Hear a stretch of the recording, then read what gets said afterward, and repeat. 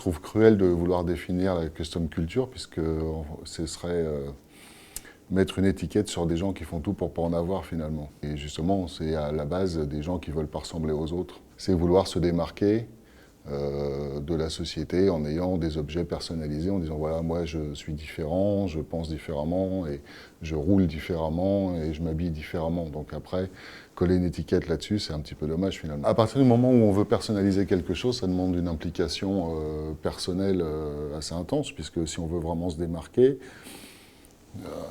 il va falloir ouais, se retrousser les manches et puis faire de ces objets que l'on veut personnaliser quelque chose d'exceptionnel. Donc à partir de là, évidemment, ça demande une implication technique et artistique. Donc évidemment, c'est des heures et des heures de travail, voire des années d'expérience derrière, et ça ne se fait pas comme ça, c'est sûr. Si c'était facile, ça n'aurait pas d'intérêt. On a sous les yeux, au mètre carré, quand même 3 exemples qui sont assez parlants, puisque là, je suis actuellement assis sur la Junkyard Phantom, réalisée par Shinya Kimura, le fondateur de la marque Zero Engineering. Cette moto est emblématique puisqu'elle a été construite pendant un duel de bikers pour Discovery Channel. On l'aperçoit aussi dans le parking de Tony Stark dans Iron Man 1.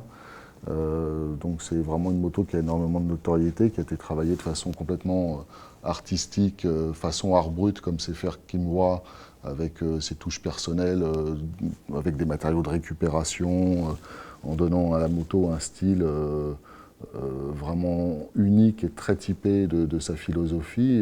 Pour moi, c'est quelqu'un qui a relancé de façon intensive la mode du bobber, que j'entends par là les motos des années 40-50 qui étaient épurées.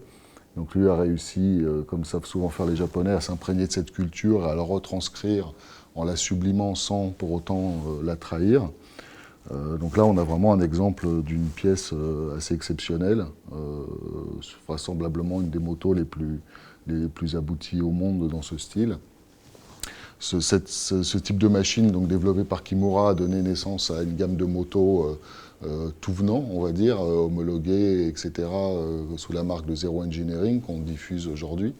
Et ici, on a 2 modèles modifiés issus de cette production de série, avec ici une moto modifiée, on va dire, légèrement. Malgré tout, il y a une belle peinture, quelques accessoires, etc., qui ont permis de justement pouvoir personnaliser et rendre cette moto en tant qu'objet custom.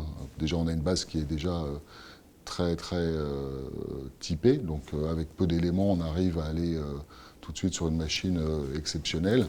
Et cette réalisation personnelle, toujours sur une base de 0 type 5, mais là qui a été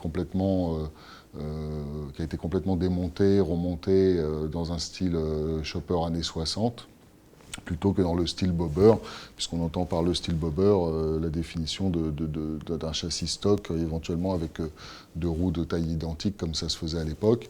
Là, on peut parler déjà du début du chopper, avec une roue de 21, une roue de 18, et une moto encore plus allégée, encore plus épurée, comme faisaient les bikers de Frisco dans les années 60. Donc là, effectivement, sur un plateau de 4 mètres carrés, on a 3 beaux exemples de machines typées custom culture.